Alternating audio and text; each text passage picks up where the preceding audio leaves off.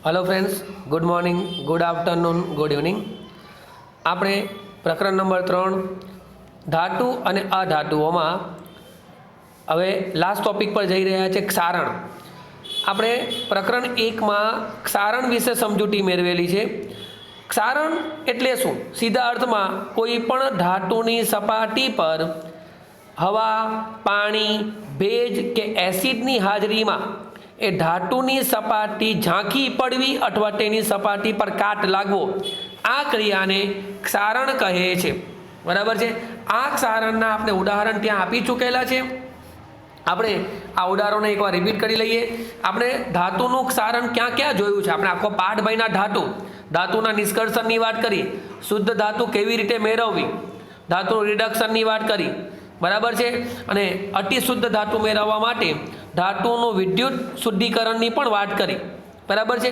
તો ક્ષારણ એ શું છે? તો ક્ષારણનો મતલબ ધાતુની ખુલ્લી સપાટી પર હવા, પાણી કે ભેજની હાજરીમાં એ જે સપાટી ઝાંખી પડી જાય છે એને ધાતુનું ક્ષારણ કહે છે। ઉદાહરણ તરીકે આપણે જોયું હશે કે અહીંયા ચાંદીની વાત કરેલી છે। આપણે કોઈ પણ પ્રકારનું જે ચાંદીની વસ્તુઓ બજારમાંથી લઈએ છીએ તો એ ચાંદી શરૂઆતમાં એનો કલર એલ્યુમિનિયમના કલર જેવો, યાની કે સફેદ જેવો કલર હોય છે, ચાંદી કલર આપણે જેને બોલીએ છીએ। પરંતુ એ થોડા સમયના વપરાશ પછી એ ચાંદીની સપાટી ધીમે ધીમે કાળી પડતી જાય। તો એ જે કાળી પડી છે એનો મતલબ કે ચાંદીની હવામાંના સલ્ફર સાથેની પ્રક્રિયાને પરિણામે હવામાંના સલ્ફર સાથેની પ્રક્રિયાથી સિલ્વર સલ્ફાઇડનું પડ એની સપાટી પર જામી જાય છે। આ સિલ્વર સલ્ફાઇડને કારણે એ ચાંદીની સપાટી ધીમે ધીમે ઝાંખી પડતી જાય, કાળી પડતી જાય છે। કોઈ પણ પ્રકારની ધાતુ આ રીતે એની સપાટી ઝાંખી પડે છે। અહીંયા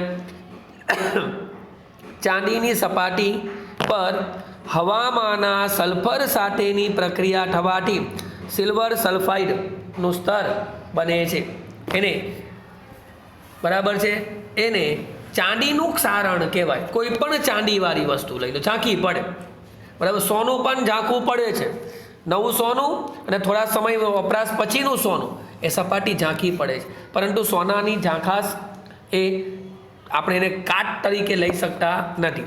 એવી જ રીતે કોપર, કોઈ પણ આપણા ઘરમાં તાંબાનું વાસણ, કોપર એટલે તાંબાનું વાસણ તમે જોશો તો થોડા સમયના વપરાશ પછી જ્યારે એ તાંબાનું વાસણ કે તાંબાનો આપણા ઘરે લોટો હોય, તમે એને લીંબુ મીઠાથી બરાબર ધોઈ નાખો તો એકદમ એની સપાટી સરસ મજાની શાઇનિંગ આવે છે, તામ્રવર્ણી બને છે। પરંતુ એ વાસણને ત્યાં રહેવા દો, થોડો સમય ભેજવાળી સપાટી પર આપણે કદાચ 2 મહિના 4 મહિના સુધી એ વસ્તુને નહીં વાપરીએ ને તો એની સપાટી ઉપર લીલા રંગના ધબ્બા, લીલા રંગના ડાઘા, લીલા રંગનું એ સપાટી પર ચાંદીના વાસણ પર લીલા રંગનું જે સ્તર જામી જાય એ લીલો પદાર્થ એ કોપર કાર્બોનેટ છે અને ખરેખર એ તાંબાનો કાટ કહેવાય। આ ઉપર જે લખ્યો સિલ્વર સલ્ફાઇડ એ ચાંદીનો કાટ છે અને કોપર કાર્બોનેટ એ તાંબાની સપાટી પર લીલા રંગના જે ધબ્બા કે ડાઘા દેખાય છે એ કોપર કાર્બોનેટ છે। એવી જ રીતે ખાસ આપણે કાટને લોખંડની સપાટી ઉપર જે લાલાશ પડતા રંગનો જે દેખાય એને લોખંડનો કાટ કહેવાય।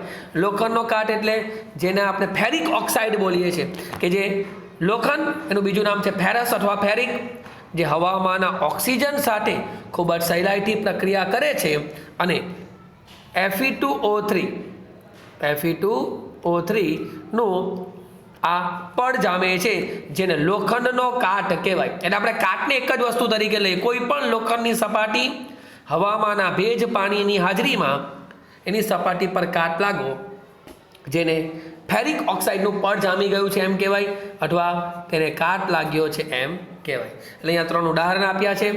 એક ચાંદીની સપાટી ઉપર સિલ્વર સલ્ફાઇડનું સ્તર જે કાળું પડી જાય, એવી રીતને તાંબાના વાસણ ઉપર કોપર કાર્બોનેટનું પડ જેને કારણે તે લીલા રંગના ધબ્બા દેખાય છે, એવી જ રીતે લોખંડના વાસણ કે લોખંડની કોઈ પણ વસ્તુ ઉપર કાટ લાગે છે જેને ફેરિક ઓક્સાઇડ અને એનો રંગ ફેરિક ઓક્સાઇડનો રંગ લાલ હોવાને કારણે લોખંડની સપાટી ઉપર લાલાશ પડતા રંગનો કાટ દેખાય. બરાબર છે. એવી રીતે બીજો ટોપિક છે લોખંડનું ક્ષારણ કેવી રીતે અટકાવી શકાય.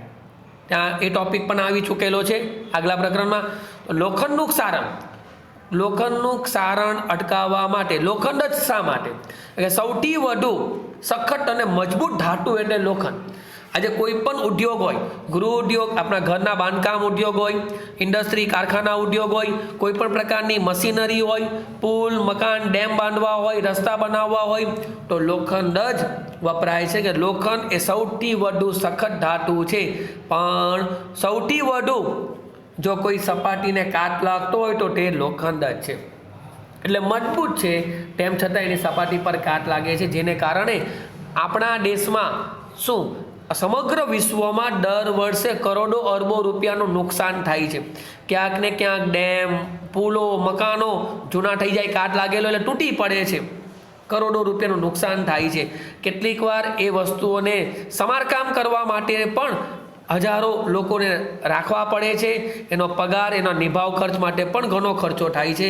તેથી આ લોખંડનું ક્ષારણ અટકાવવું ખૂબ જ જરૂરી છે. તો લોખંડનું ક્ષારણ અટકાવવા માટે સૌથી પહેલું શું કરી શકાય? તેની પર રંગ, પહેલા પ્રકરણમાં હતું રંગ કરવો. એની સપાટી ઉપર બરાબર ને રેડ ઓક્સાઇડ અથવા યલો ઓક્સાઇડ, રેડ ઓક્સાઇડ અથવા યલો ઓક્સાઇડ અભ્યાસક્રમમાંથી નીકળી ગયું છે પહેલા પ્રકરણમાંથી, પણ આ પ્રકરણમાં ફરીથી છે. એટલે રંગ કરવામાં આવે, પછી એની પર ઓઇલ પેઇન્ટ કરવામાં આવે, જેથી જ્યાં સુધી એની સપાટી પર કલર હશે, રંગ હશે, ત્યાં સુધી એને કાટ લાગતો નથી. પણ જેવો લોખંડ પરથી રંગ ઉતરવાની શરૂઆત થાય એટલે કાટ લાગવાની શરૂઆત થાય. આ સિવાય તેલ લગાવીને એની લોખંડની સપાટી પર તેલ લગાડી દો. તેલ એટલો મતલબ એવા સાધનો, ખાસ કરીને એન્જિનના અંદરના ભાગોમાં ગ્રીસ કે મીન લગાડવામાં આવે છે. તમારા ઘરમાં કોઈ લોખંડનું વાસણ હોય તો એને લાંબા સમય સુધી વપરાશમાં ન લેવાનું હોય તો એના અંદરથી તેલ લગાડી દો. બરાબર. આ ઉપરાંત પહેલાંના સમયમાં આ વરસાદની સિઝનમાં સાયકલ કે સાયકલની રિંગને કાટ નહીં લાગે ને, એ માટે એની પર ઓઇલ કે ગ્રીસ કે મીન લગાડવામાં આવતું હતું, કે જેથી જ્યાં સુધી એની સપાટી પર ઓઇલ હશે, તેલ હશે, ત્યાં સુધી એને કાટ લાગતો. કારણ કે તેલ શું કરશે કે ગ્રીસ અને મીણ શું કરશે, એ લોખંડને હવામાંના ભેજ સાથે કે પાણી સાથે કે ઓક્સિજન સાથે સંપર્કમાં આવતું અટકાવે છે, કાટ લાગતો નથી. તેલ લગાવીને અટકાવી શકાય. સવાલ ખાસ સમજો, ક્ષારણ અટકાવવા માટે શું કરવાનું? રંગ લગાડીને, તેલ લગાડીને, ગ્રીસ, બરાબર. ખાસ કરીને જે કોઈ પણ પ્રકારના વાહનો કે 4 વ્હીલર હોય કે 2 વ્હીલર હોય કે કોઈ પણ પ્રકારનું હેવી વાહન હોય કે આપણા ઘરની અંદર પેલી મોટરવાળા જેટલા સાધનો હોય, પંખા, એમાં પણ ગ્રીસ લગાડવામાં આવે છે, કે જેથી એ ગ્રીસ જ્યાં સુધી હશે ત્યાં સુધી એને કાટ લાગતો નથી. તે ઉપરાંત ગેલ્વેનાઇઝિંગ કરીને, ગેલ્વેનાઇઝિંગ લોખંડ પહેલા પ્રકરણમાં હતું જ. ગેલ્વેનાઇઝિંગ કોને કહેવાય? ધાતુની અથવા લોખંડની સપાટી પર ઝીંકનું અતિ બારીક અસ્તર ચડાવેલું લોખંડ એટલે ગેલ્વેનાઇઝિંગ લોખંડ, અને એ પ્રક્રિયાને ગેલ્વેનાઇઝેશન કહે છે. ગેલ્વેનાઇઝિંગ પ્રક્રિયા આ વર્ષના અભ્યાસક્રમમાં નથી, પરંતુ આપણે એકવાર રિપીટ કરીએ. ગેલ્વેનાઇઝિંગ કરીને શું કરવાનું? લોખંડની સપાટી પર એના કરતાં વધુ સક્રિય એવી ધાતુ, ઝીંક ધાતુનું અતિ બારીક અસ્તર ચડાવવામાં આવે. તો એવા લોખંડ, એવા પતરાને અથવા એવા લોખંડને ગેલ્વેનાઇઝિંગ આયન. પછી ક્રોમ પ્લેટિંગ કરીને, ક્રોમ આપણા ઘરની અંદર હેન્ડલ હોય, મિજાગરા હોય, આગરા હોય, આપણા ઘરના જે કંઈ બારી બારના દરવાજા ઉપર આ હેન્ડલ મિજાગરા તમે જોઈ શકો છો, એને ક્રોમિંગ કરેલું છે. ક્રોમ, જેમ સ્ટેનલેસ સ્ટીલનું વાસણ છે એમાં નિક્રોમ, નિકલ અને ક્રોમિયમ, તેમ ક્રોમ કરીને એનોડીકરણ દ્વારા, એનોડીકરણ મતલબ કે લોખંડની સપાટી ઉપર એની પર અતિ બારીક પાવડર કોટિંગ કરવામાં આવે. મતલબ શું થશે? જ્યાં સુધી એ કોટિંગ હશે ત્યાં સુધી એ લોખંડને ક્યારેય કાટ લાગતો નથી. પણ કોટિંગ નીકળવાનું શરૂઆત થઈ જાય, બરાબર, મિશ્ર ધાતુઓ બનાવીને લોખંડનું ક્ષારણ અટકાવી શકાય. દાખલા તરીકે સ્ટીલ અને લોખંડને કાટ સામે રક્ષણ આપવા માટે તેમની પર ઝીંકનું પાતળું સ્તર લગાડવાની પદ્ધતિને ગેલ્વેનાઇઝેશન કહે છે. જો ઝીંકનું સ્તર તૂટી જાય તો પણ ગેલ્વેનાઇઝ વસ્તુને કાચ સામે રક્ષણ આપે છે, કારણ લોખંડ કરતાં ઝીંક વધુ સક્રિય છે. તેથી જો કોઈક ભાગ ઉપરથી ઝીંકનું સ્તર નીકળી જાય તો પણ તેની આજુબાજુનું ઝીંક ત્યાં પ્રસરી જાય છે અને લોખંડને કટાતું અટકાવે છે. બરાબર છે. હવે લઈએ છીએ મિશ્ર ધાતુઓ. મિશ્ર ધાતુ એટલે શું? સીધા અર્થમાં લઈએ, એક ધાતુમાં બીજી ધાતુ ઉમેરી ને નવી ધાતુ બનાવે. આ નવી ધાતુના ગુણધર્મ આમાં ઉમેરવામાં આવતી ધાતુના ગુણધર્મ કરતાં તદ્દન જુદા અથવા ભિન્ન હોય છે. મિશ્ર ધાતુ, કારણ કે સામાન્ય રીતે જે ધાતુઓ શુદ્ધ સ્વરૂપમાં હોય તે નરમ હોય છે. એનો ઉપયોગ આપણે સહેલાઈથી કરી શકતા નથી, પરંતુ તેના જુદા જુદા ઉપયોગો માટે, તેના મજબૂતી, કોઈ પણ ધાતુનો ઉપયોગ તેની મજબૂતી માટે, સખ્તાઈ માટે, એના તન્યતા માટે, તણાવપણા માટે કરવામાં આવતો હોય, પરંતુ શુદ્ધ ધાતુઓમાં એવા ગુણધર્મો હોતા નથી. તેથી એક ધાતુમાં બીજી ધાતુ ઉમેરીને એના ગુણધર્મમાં ફેરફાર કરવામાં આવે છે. એટલે મિશ્ર ધાતુ બનાવવાથી ધાતુના ઇચ્છિત ગુણધર્મમાં સુધારો કરી, એટલે આપણે આપણી જરૂરિયાત મુજબ એક ધાતુમાં બીજી ધાતુ ઉમેરી આપણી જરૂરિયાત મુજબ ઇચ્છિત ગુણધર્મો, કારણ કે કોઈ એક જ ધાતુમાં આપણી જરૂરિયાત મુજબના બધા જ ગુણધર્મો હોતા નથી. તેથી એક ધાતુમાં બીજી ધાતુ ઉમેરી આપણા જરૂરિયાત મુજબના ગુણધર્મો તેમાં ઉત્પન્ન કરી શકાય. દાખલા તરીકે લોખંડ સૌથી વધુ પ્રમાણમાં ઉપયોગમાં લેવાતી ધાતુ છે. લોખંડ, મેં તમને કીધું, કોઈ પણ પ્રકારના ઉદ્યોગ લઈ લો, મશીનરી લઈ લો, બાંધકામ લઈ લો, પુલ, મકાન, ડેમ, બધામાં લોખંડ જ વપરાય, પરંતુ તે ક્યારે શુદ્ધ અવસ્થામાં વપરાતી નથી વપરાતી. એનું કારણ કે શુદ્ધ લોખંડ પણ નરમ છે. બરાબર છે. અને એની સપાટી પર સહેલાઈથી હવાની કે પાણીની અસર થઈ જાય છે, કાટ લાગી જાય છે. તેથી શુદ્ધ લોખંડ પણ ક્યારેય વપરાતું નથી. આમ થવાનું કારણ એ છે કે શુદ્ધ લોખંડ ખૂબ જ નરમ છે. શુદ્ધ લોખંડ, જેમ શુદ્ધ સોનું નરમ છે, કોઈ પણ શુદ્ધ ધાતુ, જેને 24 કેરેટની ધાતુ કહેવાય, એવું નહીં કે 24 કેરેટ સોનાને જ કહેવાય. કોઈ પણ ધાતુની શુદ્ધતા કેરેટમાં માપવામાં આવે, અને 24 કેરેટ એટલે 100% શુદ્ધ કહેવાય. કેમ? 100% શુદ્ધ લોખંડ પણ નરમ છે. નરમ લોખંડને ક્યાંય વપરાતું નથી, અને એને ગરમ હોય ત્યારે તન્ય હોય છે, પરંતુ જો તેમાં થોડા પ્રમાણમાં કાર્બન ઉમેરવામાં આવે તો તે સખત અને મજબૂત બને છે. નરમ લોખંડ તન્ય છે, સહેલાઈથી પીગળી જાય છે, નરમ થઈ જાય છે. એટલે મતલબ જે આપણે એના ઉપયોગ અન્ય હેતુ માટે કરવાનો છે, હેતુ માટે ઉપયોગ નથી કરી શકતા, તે માટે લોખંડમાં થોડા પ્રમાણમાં કાર્બન ઉમેરવામાં આવે. એ કાર્બન ઉમેરવાથી જે લોખંડ બને છે એને સ્ટીલ કહેવાય. ને આ સ્ટીલ સામાન્ય રીતે ઘર, મકાન, પુલ, બાંધકામ માટે જે સળિયા વાપરીએ છીએ, એ સળિયા એટલે સ્ટીલ છે, જે ખૂબ જ મજબૂત છે અને સખત છે. જ્યારે લોખંડને નિકલ અને ક્રોમિયમ, લોખંડ, નિકલ અને ક્રોમિયમ ધાતુ છે, નિકલ ધાતુ છે, લોખંડ સાથે મિશ્ર કરવામાં આવે ત્યારે સ્ટેનલેસ સ્ટીલ, આપણા ઘરમાં જે થાળી, વાડકી, ચમચી, ડીશ આપણે જે કંઈ વાપરીએ છીએ, સ્ટીલના વાસણ, એ સ્ટેનલેસ સ્ટીલ છે. એની સપાટી ઉપર ક્યાંય સહેલાઈથી કાટ લાગતો નથી, કારણ કે એ લોખંડમાંથી તો બનેલું છે જ, પણ સાથે સાથે તેની ઉપર ક્રોમિયમનું અતિ બારીક અસ્તર ચડાવેલું છે, પડ ચડાવેલું છે. તેથી એને ક્યાંય કાટ લાગતો નથી. ને વાસણ તમે જો સહેલાઈથી આપણે ધોઈ શકીએ છીએ.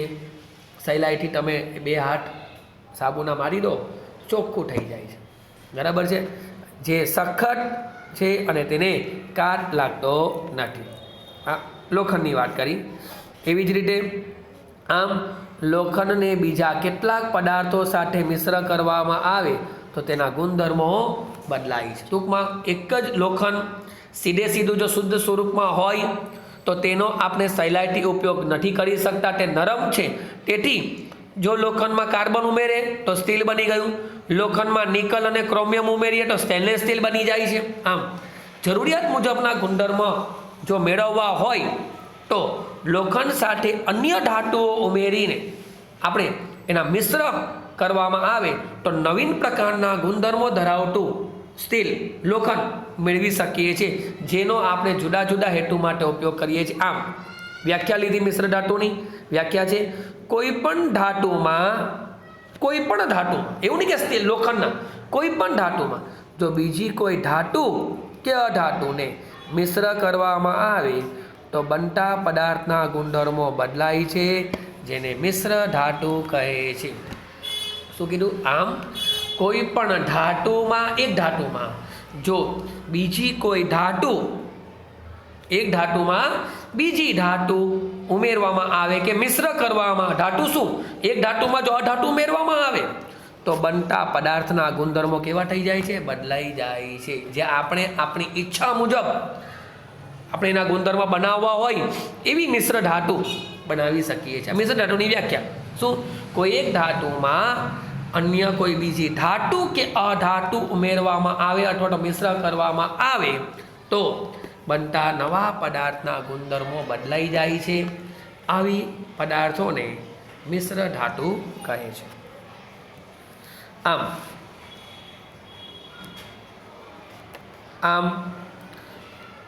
મિશ્ર ધાતુ એ બે કે તેથી વધુ ધાતુઓ અથવા ધાતુઓ અને અધાતુઓનું સમાંગ મિશ્રણ છે. મિશ્ર ધાતુ શું છે? બે અથવા બે કરતાં વધારે ધાતુ અથવા તો અધાતુ. મતલબ મિશ્ર ધાતુમાં એકલી ધાતુ નથી હોતી. મિશ્ર ધાતુ સાથે એક ધાતુમાં બીજી કોઈ ધાતુ ઉમેરેલી છે અથવા તો અધાતુ ઉમેરેલી છે, એ બધાનું સમાંગ મિશ્રણ છે. સમાંગનો મતલબ થાય એક સરખા પ્રમાણમાં મિશ્રણ થયેલું છે. આપણે તેને સહેલાઈથી જુદું પાડી શકતા નથી. મિશ્ર ધાતુ પ્રાથમિક ધાતુને પીગાળીને તેમના નિશ્ચિત પ્રમાણમાં અન્ય ધાતુ કે અધાતુ ઓગાળીને બનાવવામાં આવે છે. ત્યારબાદ તેને ઓરડાના તાપમાને ઠંડી પાડવામાં આવે છે. મિશ્ર ધાતુ શેમાંથી બનાવવાની? કોઈ એક ધાતુમાંથી બનાવ, મતલબ જે ધાતુમાંથી આપણે મિશ્ર ધાતુ બનાવવાની છે તો પ્રાથમિક ધાતુ તરીકે એ ધાતુ, ધારો કે લોખંડની કોઈ મિશ્ર ધાતુ બનાવવી છે તો લોખંડનું પ્રમાણ વધારે લેવાનું અને બીજી જે ધાતુ કે અધાતુ ઉમેરવાની છે એનું યોગ્ય પ્રમાણ, ઓછું વધારે નહીં, યોગ્ય પ્રમાણ લઈને, બરાબર. ત્યારબાદ તેને એટલે મતલબ એને ગરમ કરવામાં આવે. લોખંડ લીધું, એની સાથે અન્ય કોઈ ધાતુ કે અધાતુ ઉમેરી ભઠ્ઠીમાં એને ગરમ કરો, પીગારો, મતલબ બંનેનું મિશ્રણ થઈ જશે. 2 કે 3 જેટલી હોય એ બધી ધાતુ અધાતુઓનું મિશ્રણ થઈ જશે.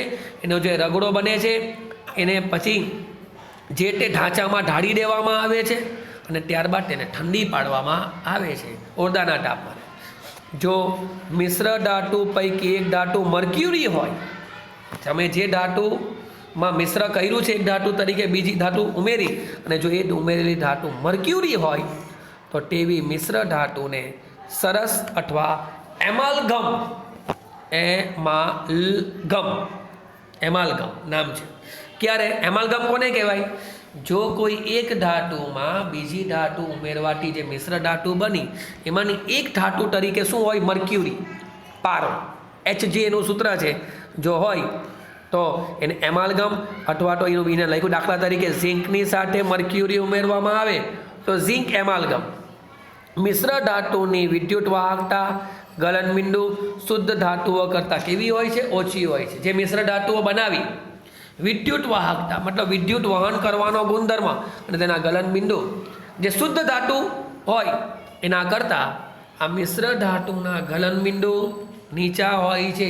વિદ્યુત વાહકતા પણ નીચી હોય છે, મતલબ કે સહેલાઈથી તે વિદ્યુતનું વહન કરી શકે છે. બીજું કોઈ ઉદાહરણ લઈએ છીએ, દાખલા તરીકે પિત્તળ. પિત્તળનું બીજું નામ છે બ્રાસ. એ તાંબુ અને ઝીંકની મિશ્ર ધાતુ છે.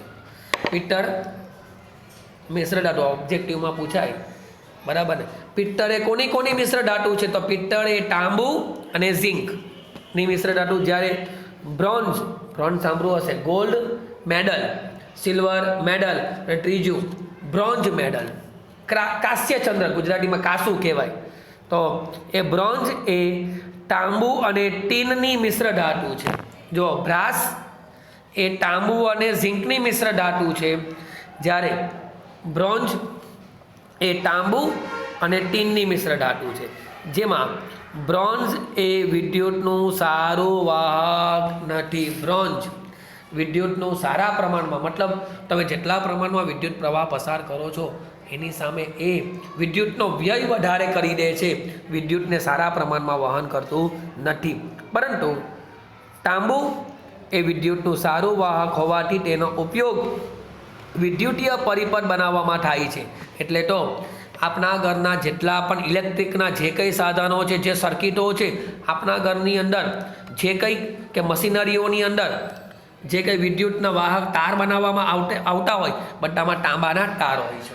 કારણ એ ખૂબ જ સારા પ્રમાણમાં વિદ્યુતનું વહન કરે છે. દરેક વખતે એવું નથી હોતું કે મિશ્ર ધાતુ સારા પ્રમાણમાં વિદ્યુતનું વહન કરે, પણ કેટલીક વાર એ ધાતુ પોતે પણ સારા પ્રમાણમાં વિદ્યુતનું વહન. તેથી અમે તાંબાનો ઉપયોગ વિદ્યુત વાહક તારમાં કરીએ છીએ. આ ઉપરાંત સોલ્ડર એ સીસુ અને ટીનના મિશ્ર ધાતુ, સોલ્ડરિંગ શબ્દ સાંભળો હોય, સર્કિટ હોય, કોઈ પણ તમે ઇલેક્ટ્રિકની સર્કિટ ખોલો, ટીવી કે ફ્રીજ કે વોશિંગ મશીનની, તો એક પેલી ગ્રીન કલરની જે પ્લેટ હોય તો કોમ્પ્યુટરની અંદર પણ આવી સર્કિટ આવતી હોય, તેમાં એટલા નાના પતલા વાયર હોય કે ત્યાં પાના પેચિયા કે સ્ક્રૂ લગાડવું અશક્ય હોય, ત્યાં એને સર્કિટની ઉપર એરણ કરવામાં આવે છે, એને સોલ્ડર કહેવાય. સોલ્ડરિંગ, નાનો પતલો તાર હોય, ત્યાં તાંબાનો તાર મૂકી દો અને એની પર સોલ્ડર મૂકી દેશો એટલે એ ત્યાં ચોંટી જાય છે. એ સોલ્ડર શેની ધાતુ છે? ઓબ્જેક્ટિવ પૂછાયેલો છે બોર્ડમાં.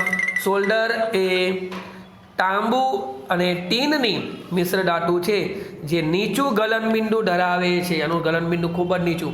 તેનો ઉપયોગ વિદ્યુતકીય તારનું એકબીજા સાથે વેલ્ડિંગ, રેણ કરવા, શેના માટે? વેલ્ડિંગ કરવા માટે. સોલ્ડર એ ફરીથી ટીન અને સીસાની મિશ્ર ધાતુ છે જેનું ગલનબિંદુ ખૂબ જ નીચું છે. તેનો ઉપયોગ વિદ્યુતકીય તારનું, વિદ્યુત કે મેં કીધું વાહક તાર, જેમાં ખાસ કરીને તાંબુ કે પતલો એલ્યુમિનિયમનો તાર વપરાતો હોય, એનું એકબીજા સાથે જોડાણ કરવા માટે, જેને આપણે સહેલાઈથી પકડી નથી શકતા એવા ખૂબ જ પતલા ઝીણા તારોનું સોલ્ડરિંગ કરવા માટે, એરન તરીકે વેલ્ડિંગ કરવા માટે તેનો ઉપયોગ થાય છે. શુદ્ધ સોનું અને 22 કેરેટ સોનામાં શું ફરક છે? શુદ્ધ સોનું એ 24 કેરેટનું સોનું છે. શુદ્ધ સોનું નરમ છે.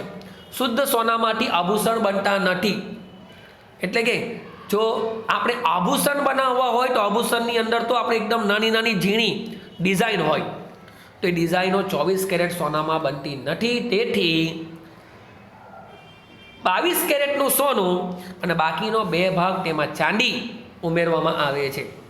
બરાબર, 22 કેરેટના જ આભૂષણ બને છે.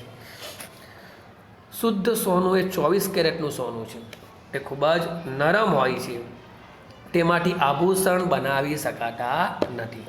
જ્યારે 22 કેરેટ એ સોનામાં 22 ભાગ શુદ્ધ સોનું છે અને 2 ભાગ કોપર અથવા ચાંદી. 22 કેરેટના જ દાગીના બને, 22 કેરેટના જ આભૂષણ બને. 24 કેરેટનું સોનું એ નરમ સોનું છે, એની લગડી કે બિસ્કિટ તમને મળે બજારમાં, પરંતુ 22 કેરેટ આભૂષણમાં હંમેશા 22 કેરેટ અથવા 20 કેરેટ અથવા 18 કેરેટ જેટલું કેરેટ ઘટતું જાય એમ તેની અંદર, હવે જોજો હું પાછી બોલું, 22 કેરેટ સોનું હોય તો 22 કેરેટમાં 22 ભાગ સોનું છે, બાકીના 2 ભાગ અંદર તાંબુ અથવા ચાંદી હોય. હવે 20 કેરેટ સોનું લઈએ, 20 કેરેટમાંથી આભૂષણ બનાવીએ તો બને, તો 20 કેરેટમાં શું હશે? 20 ભાગ સોનું, બાકીના 4 ભાગ તાંબુ અથવા ચાંદી. જેટલું કેરેટ ઘટતું જાય તેમ તેમ તેની કિંમત ઘટતી જાય છે, તેમ તેની કિંમત ઘટતી જાય છે. ઓકે, અસ્તુ.